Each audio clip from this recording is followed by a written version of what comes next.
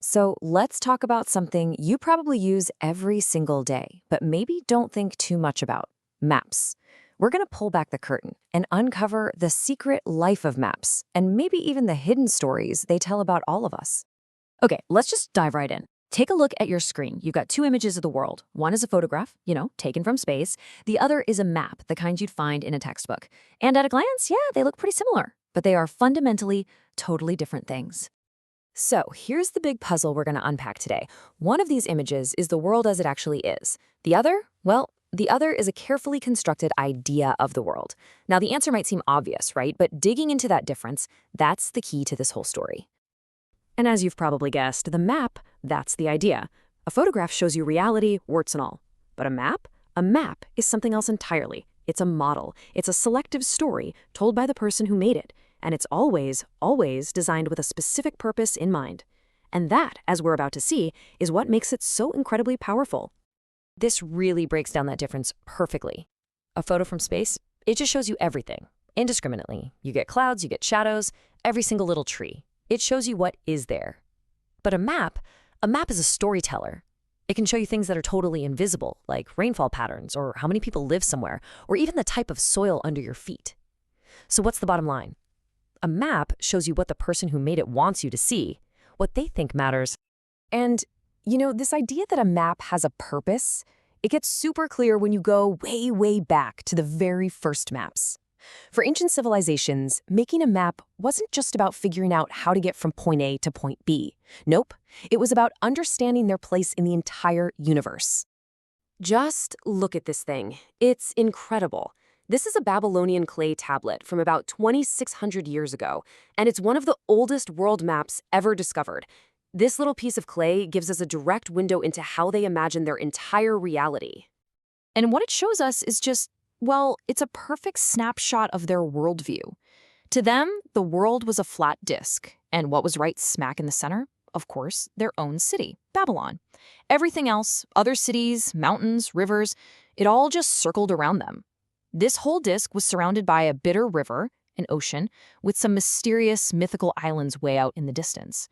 So it's not just a map of places, it's a map of their own importance in the universe. And hey, the Babylonians weren't the only ones doing this. Not by a long shot. Here we're looking at an ancient Indian map of the cosmos. It shows the world as 7 continents, or dweepas, all laid out in these perfect concentric circles around a sacred central mountain. It's the same impulse, right? Charting not just the physical world, but a whole system of belief. But then something huge happens, a real game changer. The ancient Greeks show up, and they start looking at map-making in a completely new way. They began to shift the whole focus away from myth and religion and towards logic and, you guessed it, math. And what the Greeks gave us were 2 tools that are so powerful, we literally still use them every single day: latitude and longitude. Just by observing the sun and the stars, they figured out you could create this invisible grid over the entire Earth to pinpoint any location with mathematical precision. This was a total revolution, moving from a world defined by stories to a world defined by measurement. So why the sudden need for all this precision? Well, it's because the whole point of a map was changing. For the Greeks, and later on the Romans, maps became these absolutely essential tools for conquest, for building new colonies, and for setting up trade routes with faraway places. All of a sudden, being accurate wasn't just a nice idea, it was crucial. Okay, so this brings us to a really, really important idea. If every map is a model with a purpose, that means it also has a point of view. And almost without fail, every single mapmaker puts their own world right at the center of the universe. For a perfect example of this, let's check out the work of the incredible Arab geographer al-Idrisi. He created this stunningly detailed world map for a king back in 1154. And no surprise, his map put the Arabian Peninsula right there in the middle, front and center. But honestly, that's not even the most surprising part. Get this, his map had south at the top and north at the bottom. I mean, just let that sink in for a second. We are so completely used to north being up that anything else just feels wrong. But up on a map, that's just a choice, a convention. Al-Idrisi's map is this amazing reminder that our perspective is just one of many, many possibilities. And back in medieval Europe, this whole clash of perspectives turned into a massive intellectual battle. On one side, you had maps that were based on the Bible. These were all about faith. They put Jerusalem at the center of everything, and they put Asia, the largest continent, at the top. But then, on the other side, you had this rediscovery of the work of the ancient Greek mathematician Ptolemy, and his ideas inspired a totally different kind of map, one driven by math, centered on Greece or Rome, and organized by that logical grid of latitude and longitude. So, all this tension, it was basically setting the stage for the next giant leap in mapmaking, an era driven by money and adventure, the age of discovery.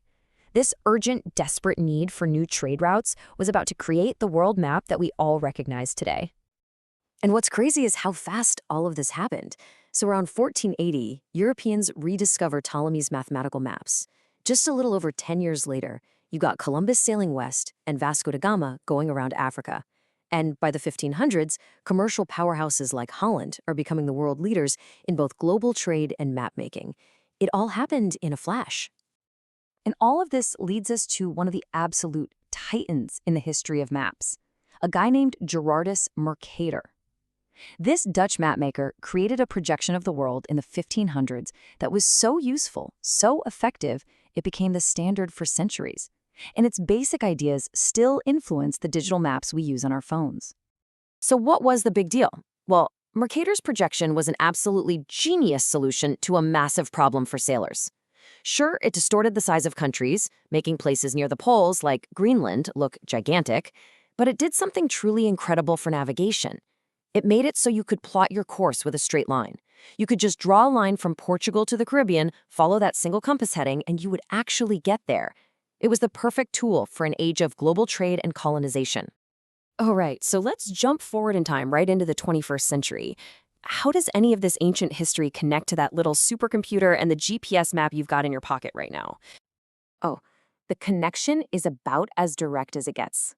The map on your phone didn't just pop into existence.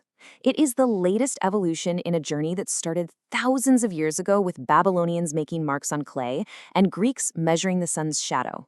It's got all of that history baked right into its code.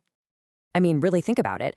Your phone's map still uses a projection, which means it distorts the world in some way. It still makes choices about what it shows you, like roads and businesses that might have paid to be there, and what it hides from you, like the actual terrain or maybe areas of poverty.